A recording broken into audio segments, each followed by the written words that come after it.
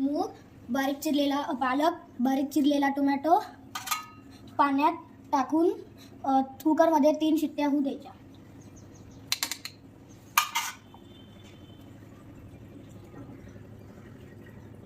त्यासोबत भात सुद्धा लावायचा.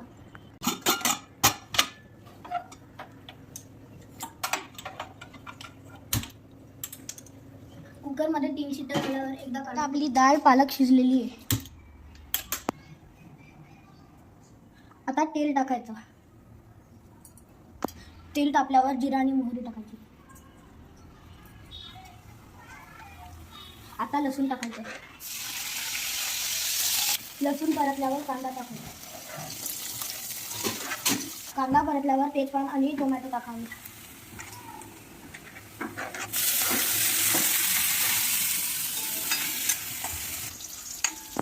टोमॅटो परतल्यावर लाल तिखट आणि सगळे हळद आणि हिंग टाकावे.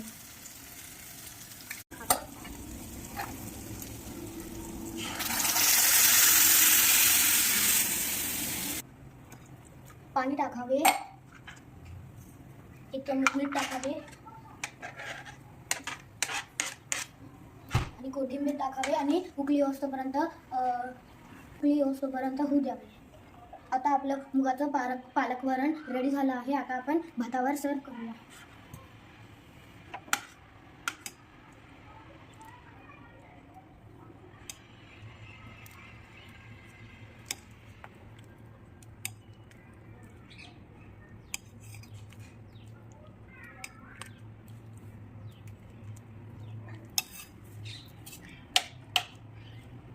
गरम भातावर तूप टाकावे.